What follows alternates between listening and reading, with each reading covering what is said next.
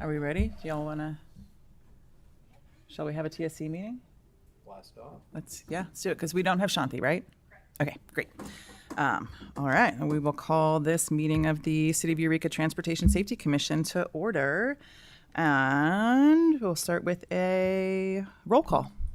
Committee Member Marshallon? Here. Committee, did you turn your mic on? Okay. Yeah, here. Committee Member Mueller?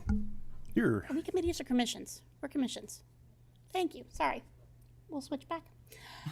Commissioner Griffith? Here. Commissioner Beaudry? Present. And Commissioner Edrington? Here. And Commissioner Gonzalez is not with us today. All right. And first order of business is approval of minutes for two different meetings. We can start with the May 13th, 2025. Anybody want to make a I'll motion to approve. I'll second. All right. All those in favor? Aye. Aye. Aye. All right, unanimous. And then next we've got the minutes of the July 8th, 2025 meeting, which I realize that I am listed in there as Caroline Chafin Brooks. Oh, sorry. Yep.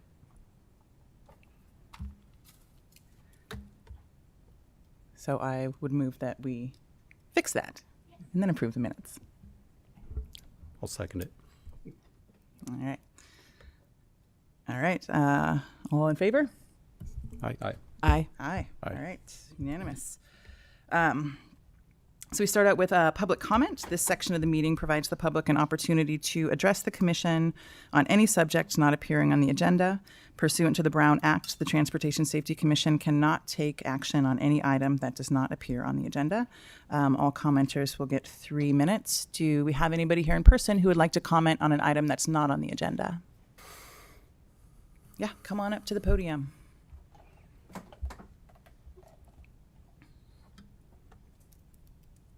Welcome.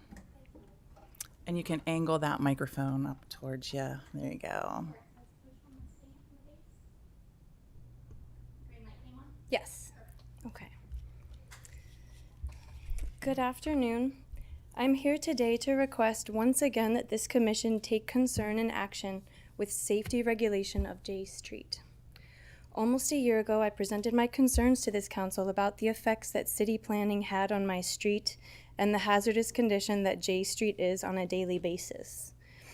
In addition to speaking with you, I also submitted a petition where my neighbors and I formally requested that our concerns be addressed. I wanted to believe that reducing the two neighboring thoroughfares of H and I streets to include a bike commuter lane may affect the aggressive nature of drivers here for the better and help people understand this is a neighborhood and not a part of the 101. Last August, work on 14th Street detoured traffic onto J, and with the modification of I and H, the reality of living on my street changed dramatically. Any hour of the day and night, cars and trucks of all kinds speed up and down my street, often ignoring the speed limit. Several times I have witnessed cars driving on the wrong side of the street as if J was also a one-way. Many times cars race by at 50 to 60 miles per hour. It's been 11 months since I first raised this issue, and nothing has improved. Please consider putting in several stop signs or speed bumps between 14th and 7th Streets. Please change J, if possible, to a solid double-line street to thwart reckless driving on our street. I've been told by engineering staff at our Public Works Department that our speed limits are state regulated and we cannot reduce them lower than 25 miles per hour. If this is the reality, the only recourse is to implement traffic controls. As the committee who oversees these measures, I beseech you to form an action plan. Without action, drivers will continue to treat our street like a free-for-all. I'm happy to help fundraise for stop signs or speed bumps for our street.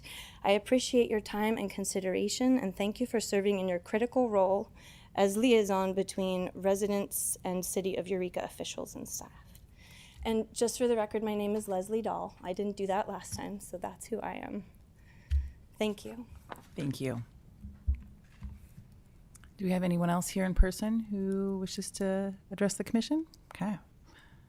Seeing none. Do we have anybody on Zoom with us today?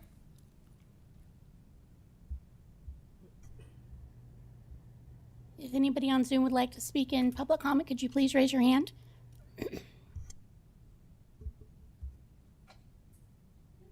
All right. Then we will close the general public comment section. We don't have any old business or new business today. We just have a couple of reports, which we will get into. The first being the Eureka Police Department will be giving us a report on enforcement. Come on down.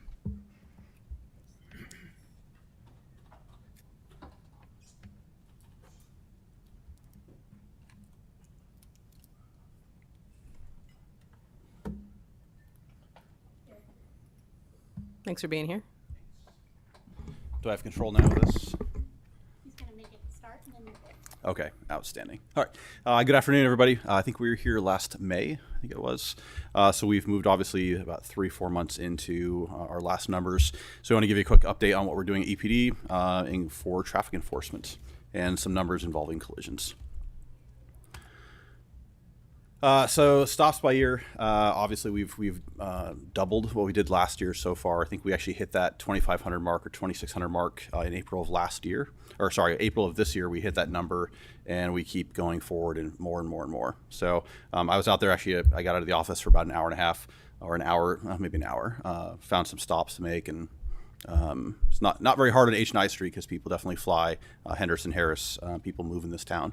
I'm not sure why it is, but they definitely do, and we are happy to stop them when they do so.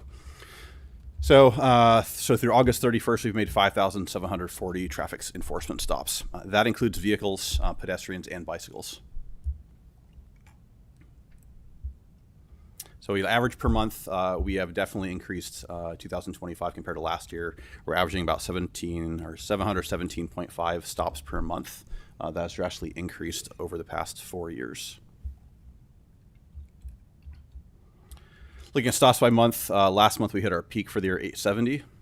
So we also have a new sergeant coming on board who is very driven to get out there and get things done. He's also our graveyard sergeant on the weekends. So even last weekend we saw a major increase in DUI arrest. So it's good having that fresh blood out there.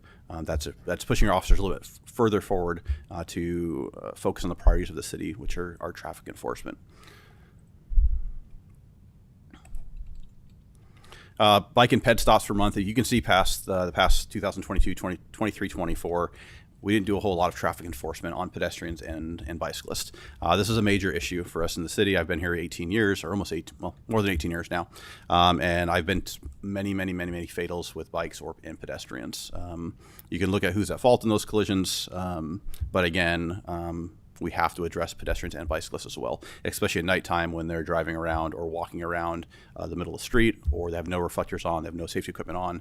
And then, of course, it's just a tragedy for all involved, including the person, the responders, any witnesses that get to see this. So we want to work on avoiding those as much as possible.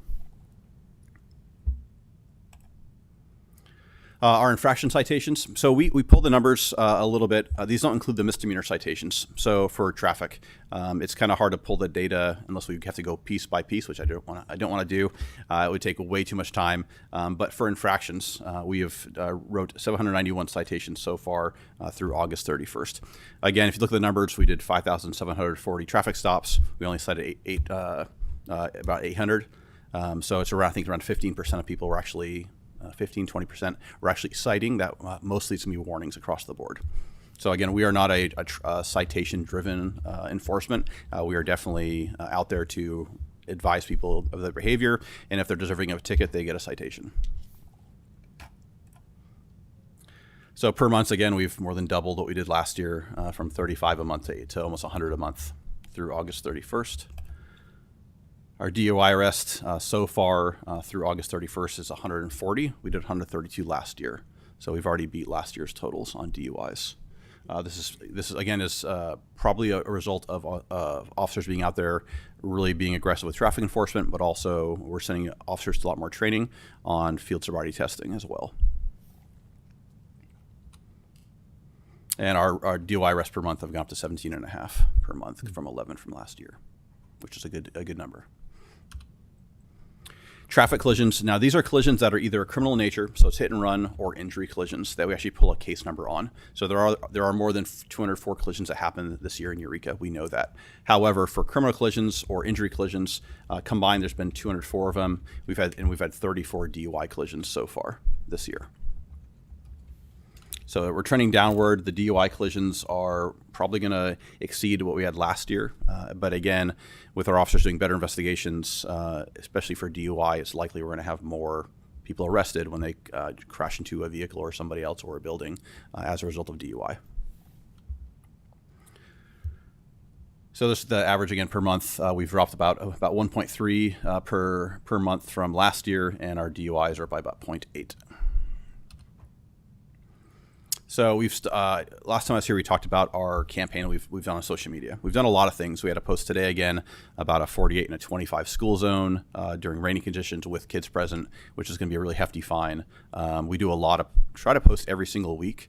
Officers will send us shots to their radar from excessive speed in certain areas, and we have a lot of comments on those. Very positive.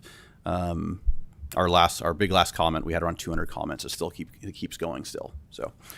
So what we will post occasionally, if we have a citation that's posted, obviously we blank names out, but we show exactly what the citation's for. The speed there was 44 and a 25. We did a dispelling the myths of traffic enforcement. One of the things we commonly hear is it's a moneymaker for the city, that we're just making so much money on traffic tickets. That's our driving force. But we make about $12.04 per citation. So we're not making a lot of money. We've probably made around $10,000 this year so far on citations. So $10,000 doesn't go very far in the world of government, and it definitely does not pay my salary. So it's not going to pay any officer's salary. But we had a whole post on that, kind of just dispelling the myths that people believe or perceive about our traffic enforcement and why we're doing it. Again, another one, anytime it's double the speed limit in the city or 30 over, often that means a trip to jail, which is going to be a misdemeanor, reckless driving. We're happy to take people to jail if they're going to drive that way in our town. There's absolutely zero reason to be going double the speed limit or 30 over. The Booner Dip's a popular place where people like to go really fast because they get to come down from S Street or from Harrison, and they get up to 70 miles an hour. And a quick way to learn a lesson is by going over to the county jail and being booked for reckless driving. Again, I Street and Sonoma, these are priorities for us. Anytime with schools came back in session a couple weeks ago, in the morning, our patrol officers, when they are available, focus for us is being out there at the schools, all the schools, running radar, addressing any stop signs, especially at Washington School, but especially when our kids are present, we want to go after people that are driving very, very poorly. And another one, 63 and a 30 we had, he went to jail. He's also on probation, so he had a probation violation, some other things. So, and these are a small tidbit of what we actually put out on social media. But if you're not following us, you should follow us. We have a good time. And these are a lot of the comments we're getting from, I'm not going to read all these, but we get a lot of comments online about our post. We'll get independent message sent to us again, thanking us for the traffic enforcement we're doing. I didn't get any good voicemails this month, but if I have them, I'll bring them back next time. So, and I can take any questions you have. Anybody got any questions? I have no questions. All right, Allison. No. Yeah, thank you for the presentation. I was curious in regards to the number of DUI arrests. Is there like a figure on how many of them are repeat offenders versus first time in terms of DUI? Yeah, we could probably figure that out. We have to pull rap sheets, or depending if they're on probation or not, but it would take probably a fair amount of work to make that happen. You have to look at individual arrests, but I'm not sure. There's not like an obvious trend to you, though. I mean, if I was when I was a patrol officer years ago, I would arrest the same guy several times for DUI. But again, from a data standpoint, we could probably dig into the data and find that. But we definitely have folks that we have arrested multiple times for DUI. And they'll still do it, even if their license is pulled, we've towed their cars. Somehow they'll still find a vehicle and still drive without a license. Wow. And they're usually DUI as well. Well, that was my only question. I appreciate all the information. Thank you. Tim, I saw you going for it. Thank you, Commander LaFrance. Besides the DUI being a primary collision factor, are there any primary collision factors that are worth noting today for this discussion, or something we can bring up on the next agenda? I don't have that data today with me. I know that Brittany is working with our forensic analyst on getting that data. So it's likely when we have this presentation next round, we can have that data. Thank you. Do you guys spend much time on J Street? Yeah, so J Street, especially during school time, we do H, I, and J. That's a primary focus with Eureka High School. I don't have the exact numbers how many on J Street, but H, I, and J Street are places that, once one of our sergeants will actually sit at one of the intersections, run radar, and look for stop sign violations on the 1900 block or 1800 block. And then they also will run radar up and down there as well. I think there's some issues with J Street. I don't know the block numbers, but like in the span that crosses 10th Street, so between the 14th light and maybe 6th and 7th. Yeah, if you send any concern over to us, I get a lot of concerns on social media, and I have a giant whiteboard now. I put it it's in the hallway, and we write the areas that people have concerns about. But I mean, J Street, definitely people fly on there. They do. It's any road in this town. Yeah, people drive fast on. Big and wide open, Yeah. I guess. So from a engineering standpoint, it looks fast, I guess that was my question, was kind of how you are, how do people tell you of dangerous locations? Is it really just on social media? Do people call you up? Like, what is the best way to say, I'm really concerned about what's happening in this particular location? One of the best ways is social media. Again, we have a lot of commentary. We respond back, not to every single comment, but we respond back to comments. And we often I will snip like a comment someone said about a certain location. Like right now, our last post, someone had talking about Union from 14th all the way to Henderson, right? People are flying down there. That was one of the locations. And of course, we always have HI 14. Those are standard streets that we're patrolling already. But social media is probably the best point. But if they have further concerns, they can always call me specifically at 707-441-4232. And I can relay the message onto our patrol sergeants and give direction to patrol officers to focus on those locations as well. I got a follow up to that one. Would online reporting be a benefit to the community too if they utilize that avenue? They probably could. We have that online reporting now. I believe you can send a report in for information only, and that would be disseminated down to us as well. Right. Thanks. And I was curious about the bike and pedestrian enforcement. Is it mostly just dangerous crossings, or what are you seeing there? So I'd have to break down the numbers exactly if it's with the ped or the bike, what percent that is. But from my experience, when I was at least working on patrol in the field daily, a lot of it was unsafe crossing. You're crossing 5 lanes of traffic on Broadway, you're wearing dark clothing, it's nighttime, or you're not waiting. You're at a crosswalk, but you start running in front of traffic, which you cannot do. There's a misconception that people believe that if you're standing on the side of the street, cars have to stop for you. That is wrong. There's two codes, 21950A and there's B as well, where vehicles have to yield to people in the roadway, but then you can't create a hazard in entering the roadway. I think for me, the bigger one is people running into the roadway saying, hey, I have the right of way, which it's not a good approach, because when you get by a car, it's not pretty and it's not good. And something bad is going to happen to you. But we do obviously look out for people that if they're crossing, we have people blowing through the crosswalk and not allowing them to cross safely, which we obviously need to address. But commonly, it's going to be the pedestrians entering when they shouldn't be. I was thinking about today on the way here, remembering one of the last times that you all came to give a report, and I think one of our commissioners asked about pedestrian stings. And I can't remember if it was you or Chief Stephen saying that it's too dangerous to send any of your officers out to do that. And then afterwards really reflecting on it and being like, wow, we have we have non-officers doing that all the time, right? And just the idea that like crossing Broadway and crossing the highway is just so dangerous that that it's a liability. You all won't go out and do it for a sting. Don't have an answer for that, but it just really like hit me hard that like, oh, we have this really dangerous highway through our town that we can't convince people to not speed while they're on it. So it is, people are talking a lot about y'all on the street doing more enforcement. So it's obviously having some effect. And hopefully we see that as people decide that they're going to voluntarily drive better. Last question.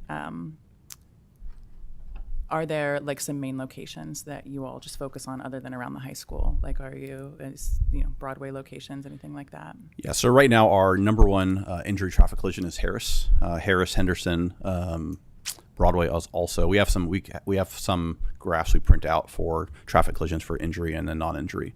But again, Harris has been one of the top locations. And so it depends what officers are working. Obviously, we focus on the schools during when schools open up because we want to put the place of safety of our children up as a priority. But again, Broadway, Henderson, Harris, HI, those are really prime spots that we really hammer on. However, when we get the request and say, here's an issue over here, we do want to deploy in different areas. But again, we're using patrol officers to enforce traffic. And that's about anywhere from 4 to 5 officers on a watch while running call to call, or then out doing traffic enforcement. And so we are trying to use their time wisely. And so sometimes you're looking for biggest volume of vehicles versus a one-off street that gets. I was sitting at California and Clark, so we had a request about that, and so I went out there and sat there, and I saw 5 vehicles in 5 minutes. And so, but if I go to Henderson or Harris, H&I, you're going to see. A lot more than 5 in 5 minutes. You're going to see large volumes of calls or vehicles, and also we see the collisions at those high density locations. I lied. I have one more question. Okay. And this is coming back to Commissioner Marcelon had asked for an agenda item coming up about speed humps and kind of like looking at the effectiveness of them, the cost of them, and all of that. And something that seems to be brought up a lot around that is that emergency services having concerns about speed humps. Hot take. What do you think about speed humps? I think there's going to be pros and cons. The pros are going to be slowing down traffic. But again, I've seen some placement of speed bumps in parks that people drive around them anyways. But again, if you're like say example on J Street, if you're moving 30, 40, 50, 60 miles an hour on J Street and you hit that thing, it obviously could cause a collision, but it also could put a pucker factor where they have to realize that they probably shouldn't be driving so fast. But as for emergency vehicles, I think fire would probably have more of a opinion on that than us, since we have smaller vehicles or SUVs or cars. But again, I think there's pros and cons overall with speed bumps. And hopefully we'll have a discussion about that soon. Okay, cool. Anybody else have any last minute thoughts? Yeah.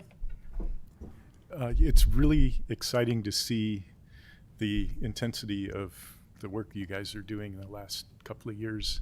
I've been doing the commission for a long time, and enforcement I've felt like has been a real issue, kind of lacking. And so it's nice that we're picking it up and doing more enforcement. I really thank you.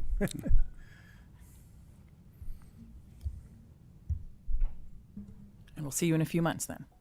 Okay. All Thank right. you. Cool. Then we will move on to our next report, which is the staff report on the off-street parking program.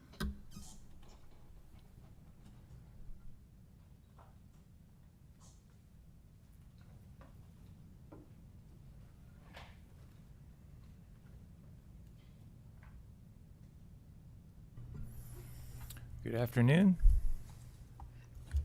All right.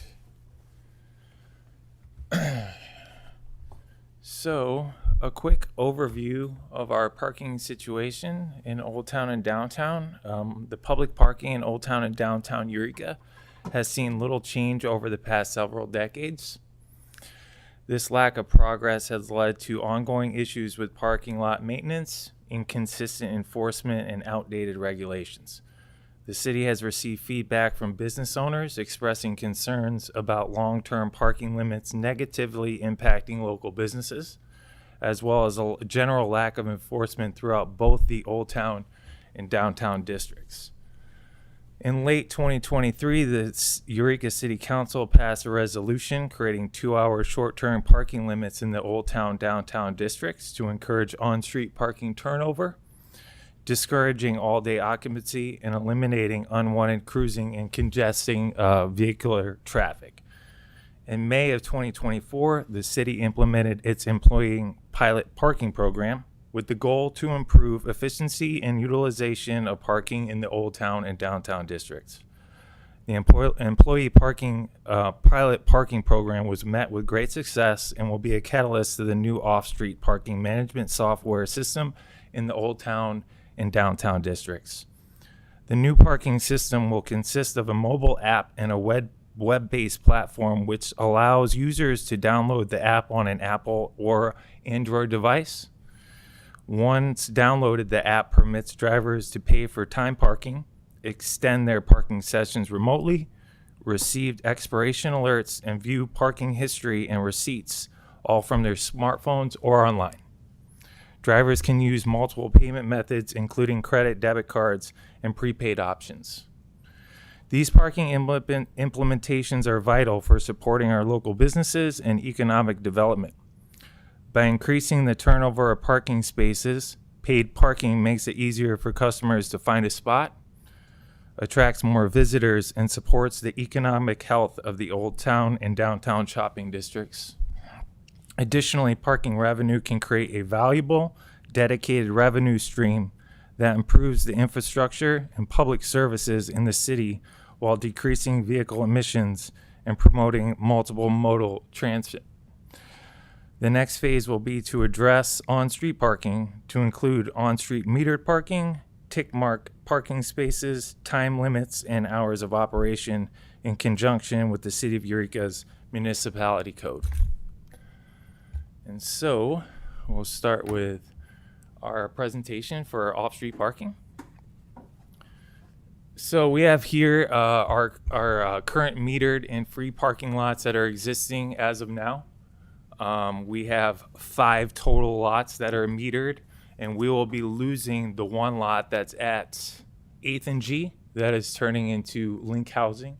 So that's in the works right now as well, which is not a metered lot, but it is a City of Eureka parking lot. This lot over here at 6th Street and M Street. That is being developed right now for Link Housing. All right, this slide shows our free parking and our new monitored lots, where we will move to 12 new monitored lots for off-street parking, and will remain having our free parking lots on the north side of Waterfront. And then also on L, we have the 2 existing lots that will remain free. All right. And then the establishment of rates and times has already been in our Eureka Municipality Code. The establishments of rates and times limits the council's by resolution hereby establishes a range of acceptable hourly paid parking rates for parking meter zones as no less than 50 cents and no more than $3 per hour, Monday through Saturday, 9 a.m. to 6 p.m., except for holidays. Parking rates shall become effective upon the programming of the parking meters for that rate, and the current schedule of meter rates shall be available and is available on our city's fee schedule. This ordinance was passed in August of 2023. And we have previous and current rates. Our previous rates were just 15 cents an hour, and our current rates that we have now are at $1.10. It's at 75 cents, and then we have a passport processing fee of 35 cents, which totals the $1.10.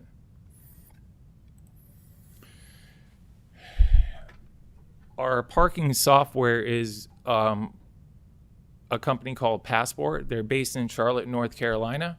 Passport is used by more than 800 cities, universities, and agencies already across North America. Passport has a digital platform and helps cities manage parking and mobility infrastructure. And to your right, you can see the agencies and universities that already use this software, including Cal Poly Humboldt. And if I'm not mistaken, I think Cal Poly Humboldt has their current rates at $1.50 an hour. So with parking online payment with Passport, it's very simple. 1, you download the Passport parking app. 2, you locate the Passport parking zones. And 3, you enter the following information: your zone and vehicle space, your length of stay, and payment information. Passport parking app and payment options: you can use your phone to pay for parking or go online and pay for metered parking. You can monitor the session. You can receive alerts before your meter expires, extend time remotely, and you can view your parking history for receipts or any kind of information that you might seek from previous parking. And the payment methods for Passport will enable the following cards, which will be Visa, MasterCard, Discover, and American Express.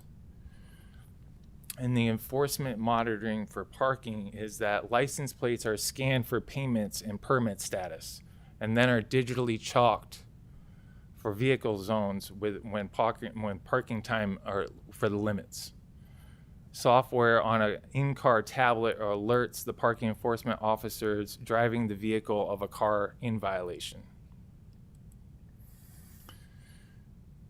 For efficient citations, you can create tickets or warnings at fast pace, look up previous tickets, and allow or deny lists in real time. You can look up zones, and you can digitally timestamp vehicles via the handheld device, which we'll purchase, and then it oversees enforcement officers' day-to-day activities. One of the benefits for payment compliance, it has a QR code on printed tickets and letters to allow offenders to find and pay citations digitally.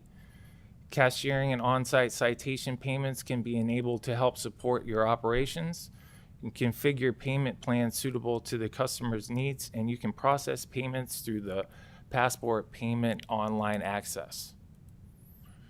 And the overview for Passport Parking is the Passport Parking software offers the city's Old Town and Downtown districts a powerful integration solution to enhance parking management. It increases revenue levels to adequately maintain city's infrastructure, reduces congestion, improves user experience through real-time data. It allows mobile payment and will promote streamlined enforcement for our officers in the area. If you have any questions, I am open to any questions you might have. Does the Passport parking remission system have any opportunity for a resident or non-resident to pay with cash or ad hoc without a phone? So for off-street parking, you're not required to have cash payment. If you are not able to pay using a card or download the app, you can go to on-street parking. Okay.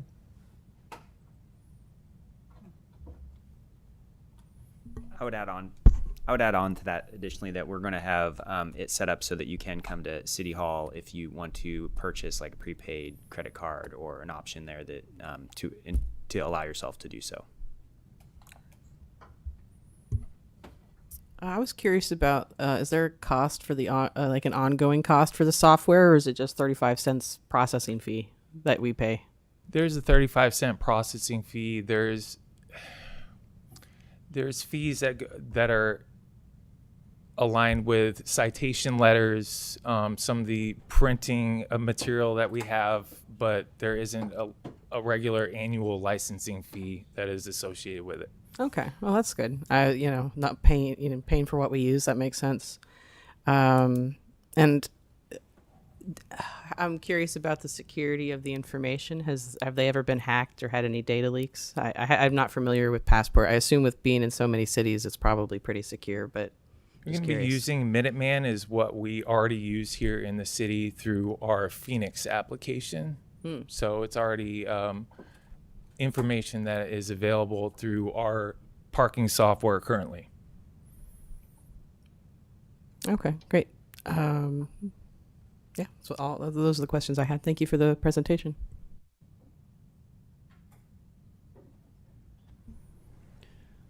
So a user or someone that would actually download the app and be able to interact with Passport, are they able to, as a customer looking for a parking space, is it as interactive and integrated to allow the user to seek out and be notified of open parking spaces? For example, like Arts Alive, Friday Night Market, where the Old Town is packed.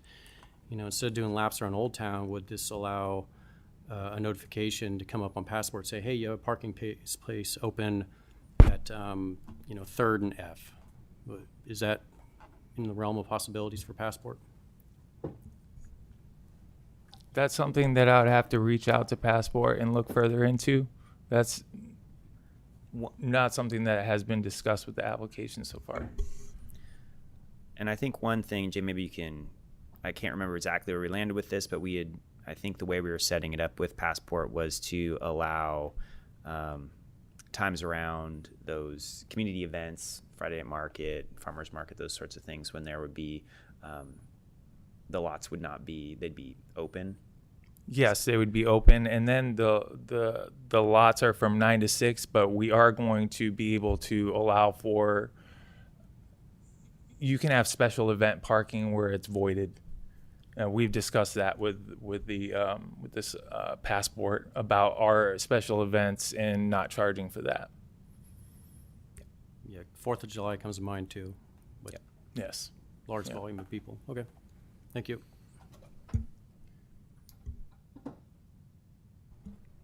And just for clarity, and forgive me if you said this, we are talking about this is only for the lots that are currently metered lots. They're still free parking lots, or is this going to be all of the parking lots? It was the parking lots that I had showed, so it's not all metered lots. The metered lots that at 8th and G are no longer. Right. So that is not going to be one of the monitored lots, but the metered lots with the additional lots that we had that did not have meters that we selected to Okay. be monitored will be incorporated into the list. So like sea and waterfront. Yes. And right around there. Okay. Yes. Cool. Yep. Cool. And how much is a ticket? How much is a parking ticket in Eureka? I've luckily never gotten one. Depends on what type of ticket. Okay. Between $38 and $56 for normal parking tickets. So our code enforcement officer, Matt Morgan. Okay. And what did you say? I'm sorry, I couldn't hear you. In between $38 and $56. You can Between step up. $38 and $56. Okay. Depending on the egregiousness of what you, okay. Thank you, sir. Yeah, thank you. And then, so if somebody finds himself in one of those lots and doesn't have their credit card, whatever, doesn't, wanted to pay cash, they just have to go cruise around and find something on the streets then, because street parking is still free until, do we have a date in which we are thinking of making those paid? We're working hard on getting this implemented first. Yeah. It's been a lift for us. But I think once we have this in place, we're definitely be looking at this next year to try to implement that next phase. So I wouldn't say, in 6 months from now, but hopefully within about a year or so, we'd be getting ourselves in a position to have the streets metered. Part of getting the program and everything up and running, we were able to set it up so that when it comes to trying to meter the on-street parking, we would be able to hopefully seamlessly use this program to move in that direction. So part of the work's gone in is to get us there, but we wanted to phase it in and start with the lots where we know we need to get this going right now, and then jump into that next phase of planning for the on-street. Cool, thank you. Does anybody else have any questions? I've got one. It's adjacent, I think, to this. One of the free parking lots that you showed there was the kind of the dirt lot next to the boardwalk, if that's right. And it's been a while since I've tried to park there because it's perilous for either of my vehicles. I just wonder if we're going to be relying on that for free parking, is there going to be are we going to improve it at all or make it easier for low riding cars to park there? Because I can't park there. And that's my only comment. Yeah, so I don't know last time you've took a shot at trying to park there, but we did do some grading activities this spring there and put in some concrete blocks in there to try to delineate parking to make it a little bit more user friendly. It's not perfect. It's a gravel lot and it certainly has potholes and has, puddles throughout the winter. We don't currently have any plans to make it a formalized parking lot at this time. I think, from a city standpoint, that lot has, I think there's a lot of ideas floating around there about what that area could be used for the greater good of the city outside of being a parking lot. But right now, no, there is no upcoming plans to say pave that lot or make it a permanent parking lot. Okay. And maybe I'll give it another shot. It's been a while since I tried. Thank you. I noticed that there's, including that lot, several lots that are on the waterfront, and it seems like the waterfront would be better used as a, I don't know, something more scenic, I guess, than a parking lot. And so I assume there must be some kind of plans in the works for that. Are you talking about that C to F, that area between C to F on First Street? Yeah. I think is the other lot that's farther east, is that the, oh God, what's the place called? You know, like that lot at the foot of L Street, I guess, with the building that's there. I can't think of the name of it. Yeah, that's the Adorni Center. Yeah. The Adorni Is Center. that the other lot that was shown on there, the Adorni Center lot? Yeah, so there's those two. So there's on the south side of Waterfront Drive, there's those are two public lots. I believe those are unmetered currently, and Yeah. they intend to keep them unmetered at this point. I know there's been, ideas over time about, what could be done there that might be a more, a higher and better use, I guess, than just having parking there, or, underutilized parking, which is kind of how they act right now. But none of those ideas have come to anything currently. Yeah. Okay. Thank you, Jay. Unless anybody has any other questions, we can move on to subcommittee updates. Do we have any update from the neighborhood street closure pilot program? No, Shanti and I haven't been able to meet. All right. Easy enough. Thank you, guys. We just have a few future agenda items. One which we already kind of referred to, the on-street parking meter pilot program, the link housing transportation projects, and then I didn't know if you've gotten any updates or anything on the one that you had requested, Tim, or still waiting. Yeah, I think we're still waiting on that. Maybe it can just be requested a more formal method. So, but yeah, the one thing was the feasibility and the studies, some input from obviously public safety with speed humps and designated areas.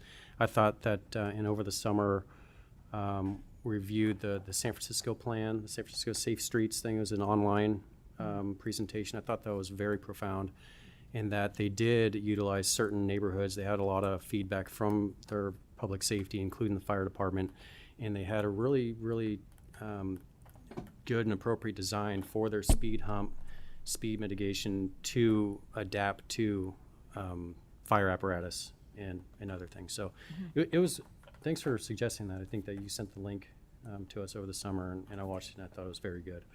So, and they've had tremendous success in the neighborhoods in San Francisco. So, Thank you for that reminder. Are there any other future agenda items people have in mind? We all remember the proper way to request them for Brittany. Should we talk about J Street somehow, and other hotspots that might have similar issues?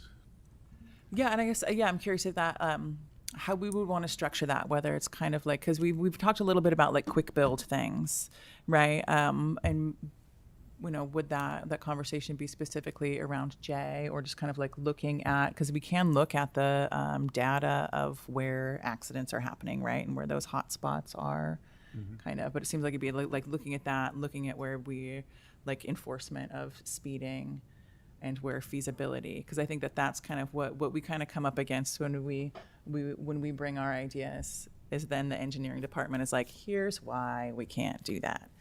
Kind of figuring out how, like, what is the best productive way to have that conversation about how to do that. And or maybe you might want to suggest a way to look at this, or method of action or something,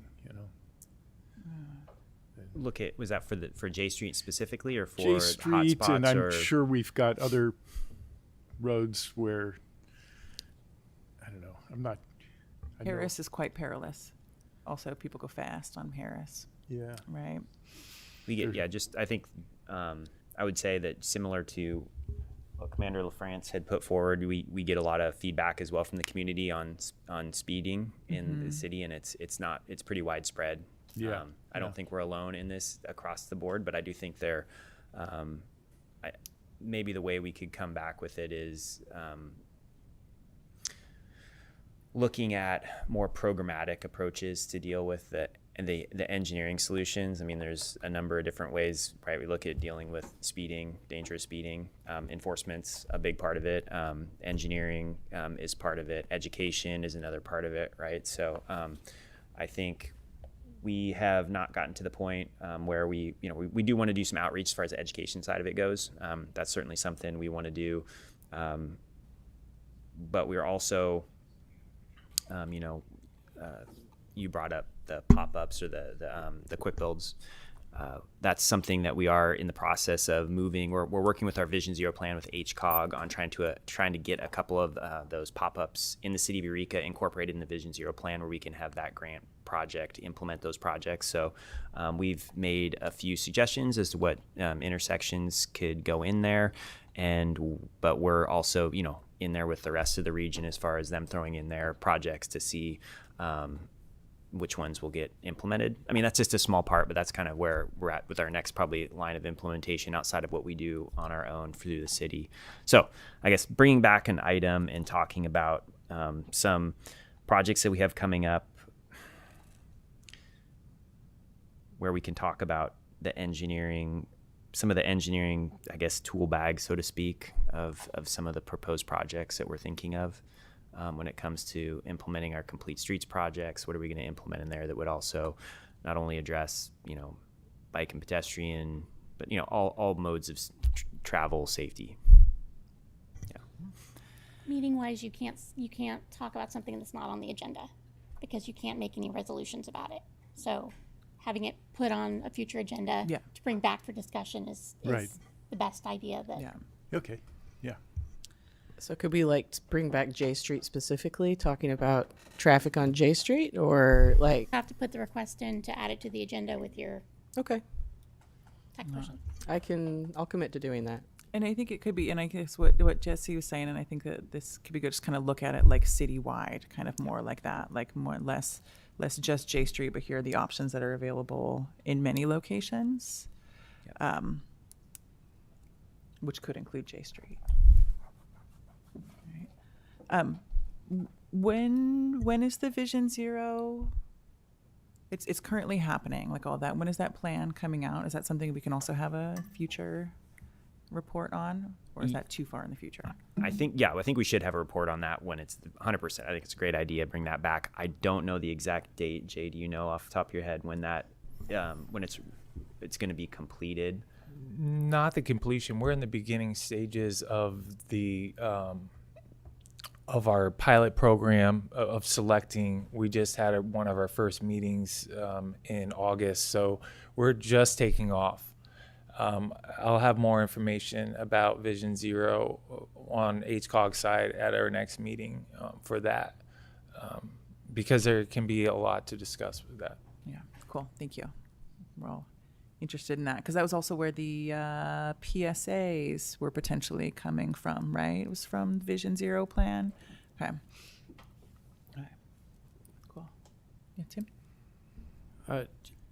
Maybe it's appropriate or not to ask a follow-up question from Commander LaFrance's presentation some time ago. Can I do that? I Okay. think that's fine. Yeah. Is the radar trailer still available? Is it still being utilized?